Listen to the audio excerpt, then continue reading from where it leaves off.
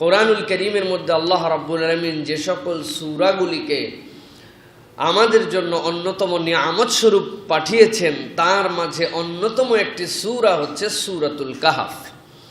হাদিসের মধ্যে এসেছে, দুই ধরনের বর্ণনায় এসেছে। মুসলিম শরীফের হাদিসের মধ্যে একটা বর্ণনা এসেছে, অন্য হাদিসের মধ্যে এসেছে, দুইটাই সহিহ রিওয়ায়াত।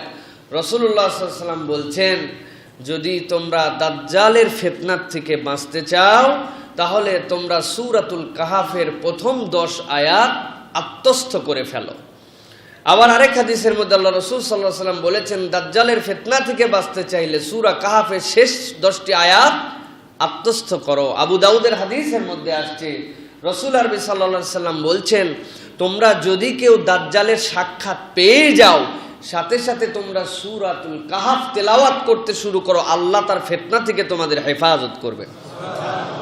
অপর হাদিসে রাসূলুল্লাহ সাল্লাল্লাহু আলাইহি ওয়াসাল্লাম বলছেন, কেউ যদি জুমার দিনে যেভাবে সূরাতুল কাহাফ অবতীর্ণ হয়েছে সেভাবেই এই কাহাফকে তেলাওয়াত করে তথা পুরা সূরা যদি তেলাওয়াত করে, তাহলে এই জুমা থেকে আগামী জুমা পর্যন্ত আল্লাহ তার সাথে একটা নূর দিয়ে দিবেন, যেই নূর দিয়ে সেতে রাস্তা দেখতে পাবে। সুবহানাল্লাহ।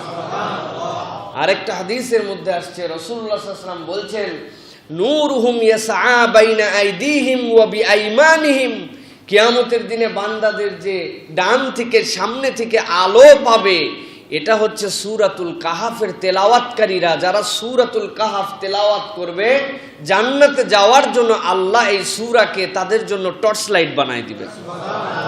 এক সাহাবী রাত্রেবেলা সূরাতুল কাহাফ তেলাওয়াত করছিলেন, 2টা রশি দিয়ে তার একটা জানোয়ার বাঁধা ছিল, মানে জানোয়ারটা খুব শক্তিশালী, এই জন্য ডবল রশি দিয়ে বেঁধে রাখছে।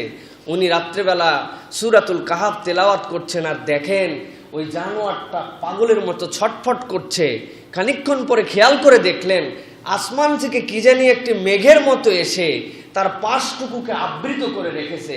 ভয় পেয়ে তিনি তেলাওয়াত বন্ধ করলেন। রাসূলুল্লাহ সাল্লাল্লাহু আলাইহি ওয়াসাল্লামের কাছে সকালবেলা বললেন, ইয়া রাসূলুল্লাহ, আমি সূরা কাহাফ তেলাওয়াত করছিলাম, জানোয়ার অস্থির, পাশ দিয়ে দেখি মেঘের মতো কি যেন আমাকে ঢেকে ধরতেছে।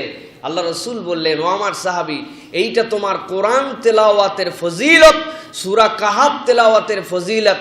আল্লাহ যার কালাম তেলাওয়াত করে আসমান থেকে তাদের জন্য সাকিনা অবতীর্ণ করেন, এটা ছিল তোমার জন্য সাকিনা। সুবহানাল্লাহ।